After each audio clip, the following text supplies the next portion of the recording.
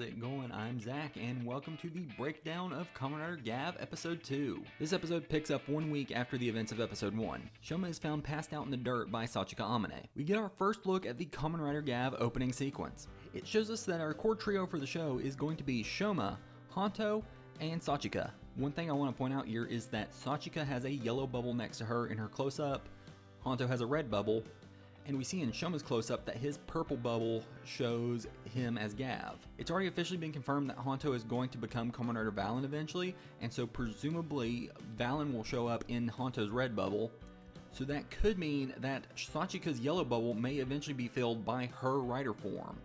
We don't know anything for certain as far as that goes, but it could happen. The opening then shows Shoma going through his morning routine, waking up at Happy Parade, which is Sachika's small business, and we get this quick shot at Shoma brushing his teeth, and notice he's also brushing his Gavv's teeth. According to the TVosity data pages, Shoma actually does have to brush his Gavv's teeth every single day, or apparently he risks losing his abilities. The opening then gives us our first real look at the villains of the series, the Stomach family. But we'll get to them in a moment. The opening also shows a dark treat melting into a red liquid, presumably blood, and as the melted dark treat fills the screen, it transitions to this laboratory set that we actually haven't seen yet in the show. But based on the light coming through the windows, it can be guessed that this may be in the human world. We then get to see all the different colors that the agents come in. We find out in this episode that the different colors of the agents corresponds to which member of the Stomach family they work for. The white ones work for Sheeta, the blue ones work for Jeeb, the orange ones work for Nylev, the pink ones work for Glotta,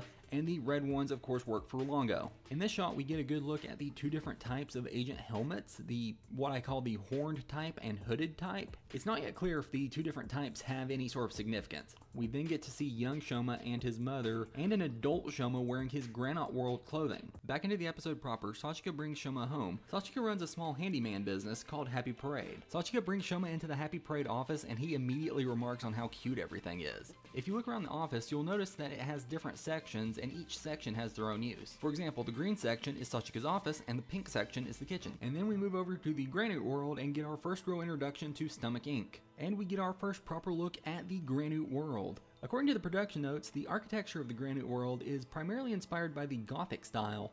And for some reason they were aiming to have the two-dimensional etched art style, which they definitely got it, but I'm not entirely sure why they were aiming for that. Perhaps the reason will become apparent as the show goes on. We get to see the Stomach Inc. conference room, which appears to be in a cave. The Stomach Inc. logo is carved into the wall along with multiple gargoyles, and there's a lot of blue flame candles, and an absolutely gigantic suit of knight armor. And by the looks of it, that's not a statue, that's like an actual metal suit of armor. It almost makes me wonder if there's creatures in the Granite World that are large enough to actually wear that. And here we're quickly introduced to all of the Stomach siblings. First we have Longo, the oldest brother and the current CEO of Stomach Inc., and his name is the Esperanto word for tongue. In fact, all of the Stomach siblings' names are just the word tongue in different languages. And then we meet Glotta Stomach, although my current understanding is her name is maybe supposed to be pronounced more like Glossa. She is the oldest sister of the Stomach family, and her name means tongue in Greek. And she is in charge of Dark Treat production. We also get to see the Dark Treat production facility. It pretty much just looks like a modern factory, and that kind of makes me question if it's actually in the Granite World or the human world. Next is Nylev, the third oldest. He's in charge of developing new technologies for Stomach Inc., and his name means tongue in Hungarian. We also get to see Nylev's research lab, and you can see off to the side there that he actually does have like some computer servers, showing that they do get high tech in the Granite World despite the dated architecture. And lastly, we have the twins, Sheeta and Jeeb. Together, they're in charge of ingredient procurement. Sheeta's name means tongue in Japanese, and Jeeb's name means tongue in Hindi. The episode 1 production notes said that you need to pay special attention to the costume design of characters from the Granite World, because you'll be able to tell a lot about the Granite World's social hierarchy from the costume designs. So we're going to have to take a moment and look at that real quick. Okay, so first thing to notice is that all of these Stomach family members are wearing colors pretty much on the gray scale, either black or white. We can see that the three older siblings, Longo, Glossa, and Nylev, are wearing almost entirely black outfits, while the younger siblings, Sheeta and Jeeb, are wearing black and white. And we can see that Shoma's Granite World outfit was entirely white, or at least white and khaki. This could be an indicator of where these characters are on the social hierarchy. Obviously, the higher up department heads of a big company like Stomach Inc. would be higher up on the social ladder, and so they get to wear more black, while middle managers like Shita and Jeeb get half black, half white, and then a low person on the totem pole, which would presumably have been Shoma and his mother, get to wear all white, or have to wear all white rather. Also, I just want to point out the gear that the workers in the background are wearing. Again, it's all white, showing that they're lower on the social totem pole of the Granite World. The only thing that kind of breaks the idea is the agents wearing all black, but it's possible that in their society, being an agent is supposed to be a place of honor. And the clothes these workers are wearing really reminds me of, okay, well, for one thing, in actual food production, you will sometimes have workers wearing uniforms like this for just food safety standards. But I maybe watched too much crime TV, but when I first saw these uniforms, my first thought was they were making drugs. You see on TV all the time, like people who work in like meth labs and stuff wearing stuff like this. And then another interesting thing with the siblings' costumes is how they're different, and I think their differences could potentially point to how their story is maybe going to go over the course of the show. At first glance, it looks like the older three siblings are wearing entirely black, but that's actually not entirely the case. At least for two of them. We can see in this shot that the lining of Longo's jacket is actually red, and he also has some red peeking out from the tears on his pants. Meanwhile, as far as I've been able to see, Gloss's outfit is entirely black. The only color on her is her pink highlights. And with Nylev, we can see that his ascot has an orange symbol on it, and his clothing actually isn't even entirely black. The most prominent color on his clothing is actually brown. Meanwhile, with Shita and Jeeb, their clothing actually is entirely black and white. The only little bit of color that I can see on either of them is their sun and moon earrings. Now then, why does any of this matter? Well, Longo is the only one of his siblings with a significant amount of a primary color in his clothing. It's just that it's all hidden beneath the surface. I feel like this symbolizes that Longo maybe doesn't agree with the Granite World's current system and is just hiding that fact. He has doubts, but he's hiding it, and he's just doing what he has to do, maybe to keep his family together or something. Like, he maybe thinks he's doing what's best for his family. I think that makes Longo a prime target for being used at the very least as a sympathetic villain, maybe even a villain turned good guy. He could have a redemption arc. Glossa, on the other hand, her outfit is entirely black. I think she is entirely bought into the system. Nylev, on the other hand, with his clothes being mostly brown instead of black, I think that signifies that he still cares about the system, but he's willing to kind of bend and go around the rules, and he does have a visible splash of color on his outfit, so that could be him being openly rebellious. I feel like this means that Nylev is probably going to be kind of a rebel or traitor type of character. Like, he seems very schemy. He kind of gives me vibes of Starscream to Longo's Megatron. I think at some point in the plot, Nylev is going to try and overthrow Longo and take over Stomach Inc. for himself. And then this, of course, all contrasts to Shoma wearing just entirely all bright primary colors, I think signifying that he is now completely out of their social hierarchy and their system, and he doesn't care anything about it and is openly rebelling against it. Now, as far as their hair color, I think there may be something else there. Their clothing is one thing, and that's how they connect to like the social system of their world. With their hair, I think it's more just a significant of their individuality. It's a bit difficult to see on Longo, but he does have some red highlights in his hair, and it's easier to see on Glossa and Nylev. They have pink and orange highlights in their hair respectively. And then likewise, Sheeta's hair is dyed half white, and white would be her highlight color. The only character that doesn't follow this rule seems to be Jeeb. Based on the other siblings, Jeeb's highlight color should be blue, but instead their hair is also dyed half white. I think this may signify that Jeeb doesn't really have a solid identity of their own. They're more or less just mimicking Sheeta. And we can even kind of get more of this in their earrings, which are a sun and moon. The moon reflects the light from the sun. Jeeb's earring has the big moon, so they're the moon, while Sheeta is the sun because their earring has the big sun. Oh, and just one more quick note on character designs. So the older three siblings, we can see in their reflection that they have these monstrous masked forms. Longo's, of course, has his red eyes, and it kind of has a draconic appearance. Glossa's doesn't really have any animal features at all. It's kind of more just a queen or an empress type of vibe, but it of course has her pink accent color. And Nyleeve's has his orange accent color and some kind of snake-like vibes. And all of them have these kind of gothic architecture-like vibes on their monster form masks. You can see, especially on the mouth, you can see it has what's called tracery. But again, a couple of them have to break these constants. Sheeta and Jeeb's monster forms, instead of gothic vibes, have more animalistic monster forms. Now, in the scene proper, the members of the Stomach family are having a meeting. It's not exactly clear how they're communicating, considering none of them are in the same place, and Sheeta and Jeeb are even on Earth instead of the Granite world. And from their conversation, we actually find out that right now they think Shoma is dead. They just haven't been able to locate his body yet. We find out that the Hound Granute from the first episode was actually a Stomach Inc. part-time worker. Also in this scene, we find out that the sibling's father has recently passed away, and that woman is now out of the picture. The woman they're referring to likely being Shoma's mother. This kind of gives me the indication that Shoma and his mother being kept around was kind of just the personal whim of the Stomach family's father, and now that he's dead, they're kind of just coming in and clearing up his mess, so to speak. We then find out that Stomach Inc. considers some humans more valuable than others based on the quality of dark treats that they'll make. It's not exactly clear what factors play into this value, but happiness seems to be one of them.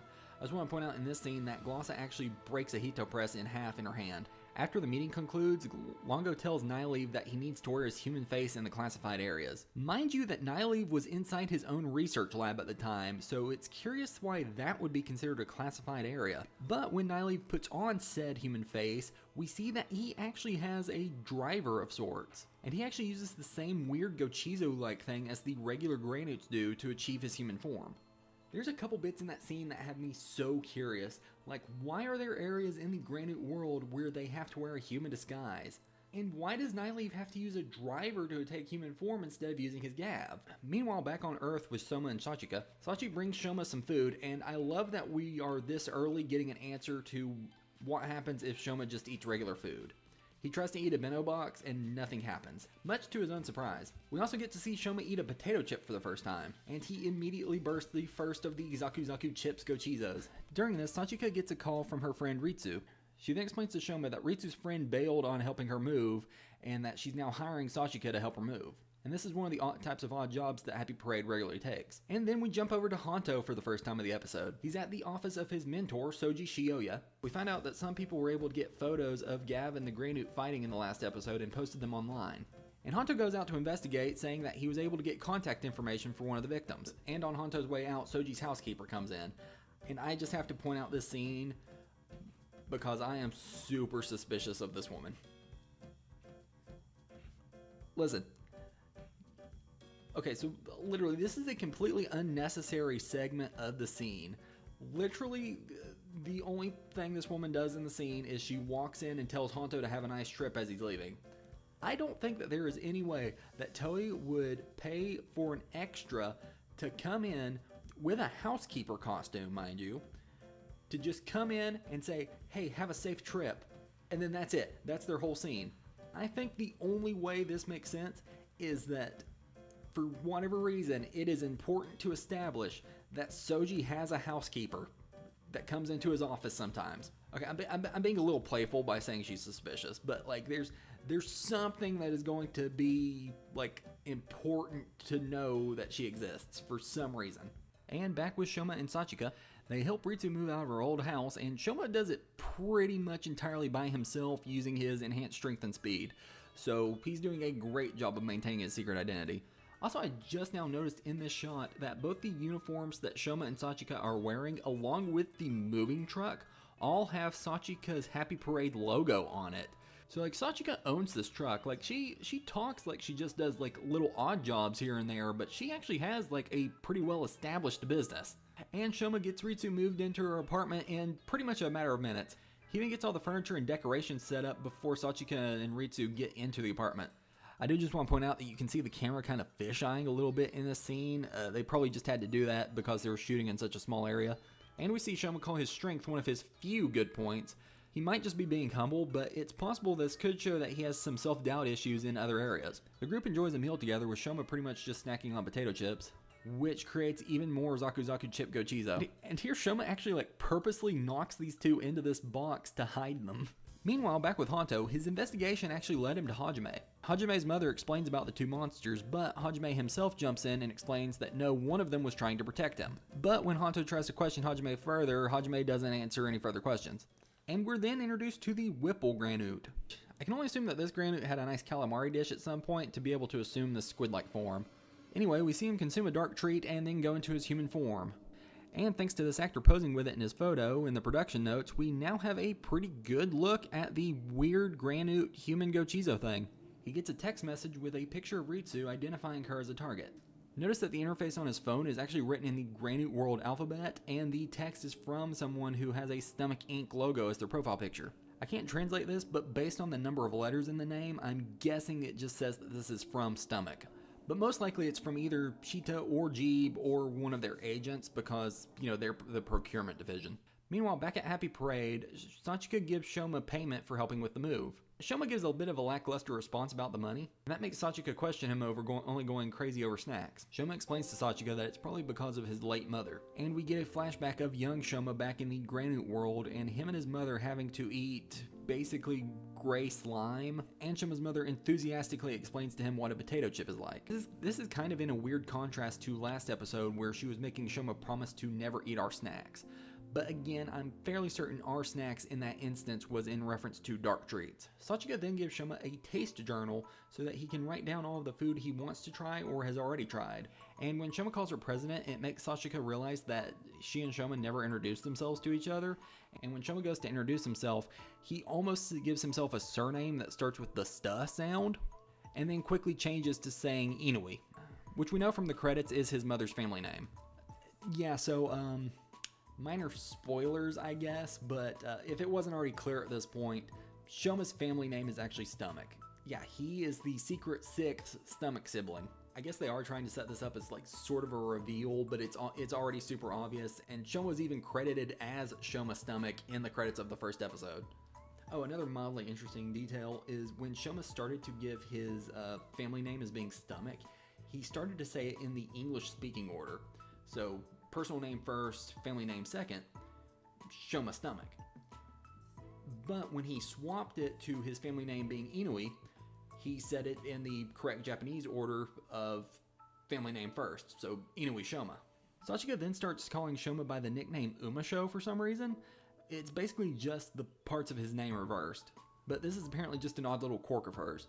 Shoma questions Sachika about her desire to make everyone happy, and Sachika explains that it's probably because happiness is built into her name, and then writes out her name showing that the first part of her name is the symbol for happiness. And Sachika explains that that's kind of why she started Happy Parade in the first place. But then Sachika backpedals and tries to downplay it as not being all that important, but Shoma jumps in and tells her that her desire to make other people happy is genuinely cool. A little bit later into the night, the Zaku Zaku chips that Shoma had knocked into that box earlier, I guess they wake up. I don't know if the Gochizos sleep, but it seemed like they fell asleep.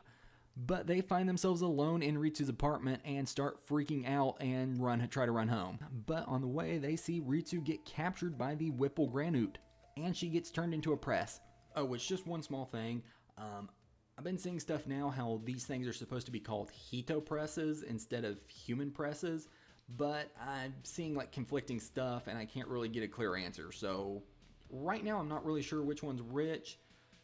Most recent stuff is saying Hito press. But also we found out that this red ribbon that's wrapped around them is apparently the Granute's detached tongue.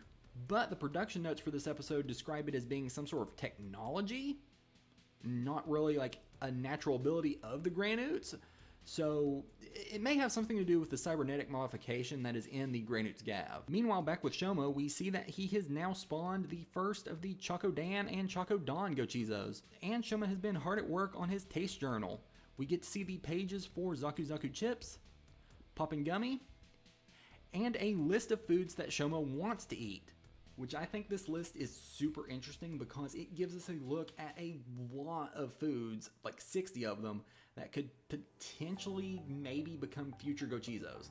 In fact, some of them we know become future Gochizos. I won't go over the entire list, but here it is for y'all to see. I have painstakingly looked at this journal and tried to translate as many of the items on it as I can find. And the items with asterisks next to them have special meaning.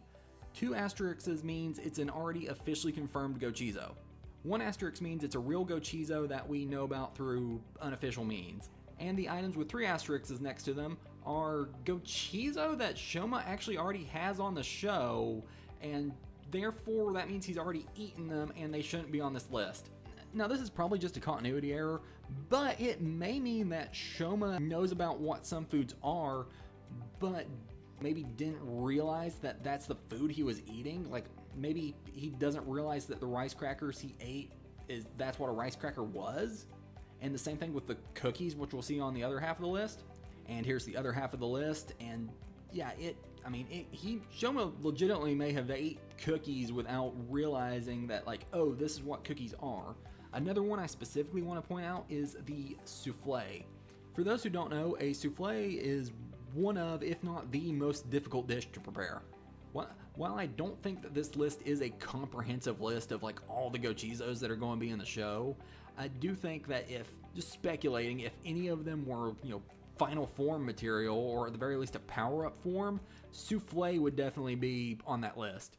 Anyway, the Zaku Zaku chips, the Gochizo that saw Ritsu get kidnapped, go find Shoma, and they do a little bit that just kind of reminds me of Courage the Cowardly Dog trying to explain the scary thing he just saw. And they lead Shoma back to the Whipple Granute. Shoma asks Whipple to release Ritsu, and I just want to point out that the Granute refers to Ritsu as this thing, so it doesn't really even regard her as a person, it more or less just an object. Shoma charges at the Whipple Granute in human form and gets thrown back when he transforms. But Shoma is able to catch himself with kind of I want to call this a back handspring. I don't know if that's what it is, but that's what I'm going to call it. But this just goes to show how quickly he's learning. And then Shoma goes to transform into Gavv, and we get a real close-up shot of his purple glowing eyes. This is a similarity between Shoma and his siblings. If Shoma ever took a proper Granute form and had like a masked form similar to his stomach siblings, his accent color would probably be purple. Also, I just want to point out in this fight scene the kind of semi-feral, hunched-over appearance of Gavv when Shoma transforms. Shoma immediately produces the Gabuga Blade and knocks the Whipple Granute off his feet.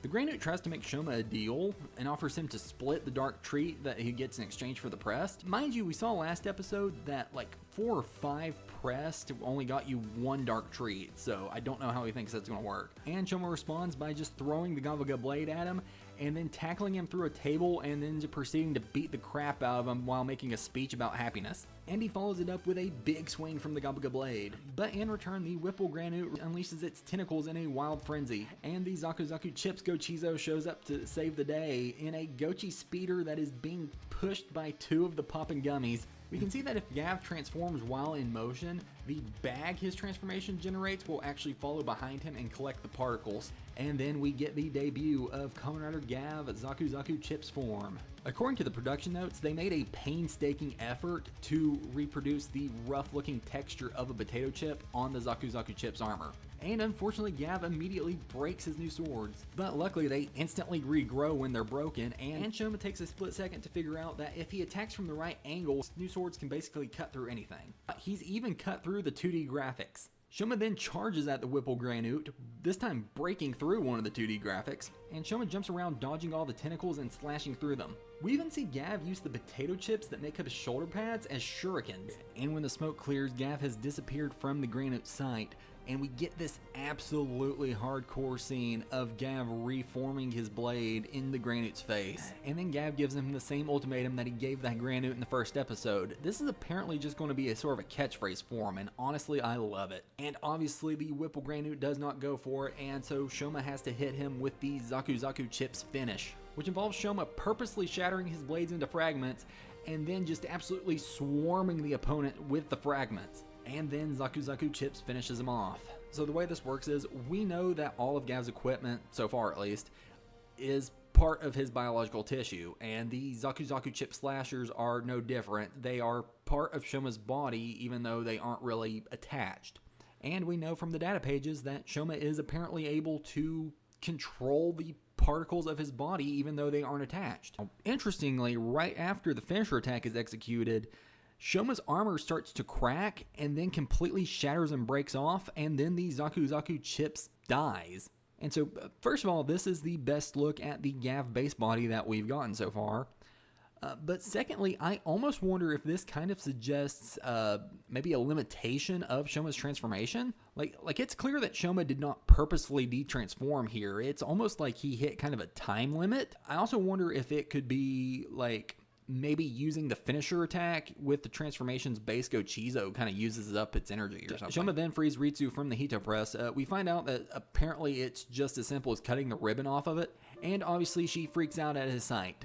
Shoma basically just tells her to take care, and then he drives off on Varoken. Meanwhile, back with Honto, Hajime's mother provided him with a sketch of Gavv. Honto then proceeds to talk to himself about how he finally has leads on the monster after 18 years. Honto remembers his mother, who is credited as being named Sei Karakita, and he remembers her being killed by what is presumably a Granute. This is clearly supposed to be the Granute from Honto's drawing in the first episode, and it's hard to tell through the blur, but it does look like this Granute does in fact have a red Gavv, so there maybe could be some connection to Shoma's red Gavv. It's pretty dog-like, and we've already had a Hound Granute, so for the time being I'm just going to call it the Wolf Granute. Honto then sees Gavv drive by on Varoken. The next morning, Sachika comes into the office to find that Shoma has left her a goodbye note. At the end of the episode, we see one of Sheeta's agents report to them, and the agent shows them these social media posts featuring Gavv in the Hound Granute's battle. So this means that Sheeta now is aware of Gavv's existence, and that he probably killed their part-time worker. Alright, and that does it for this week's episode, everybody.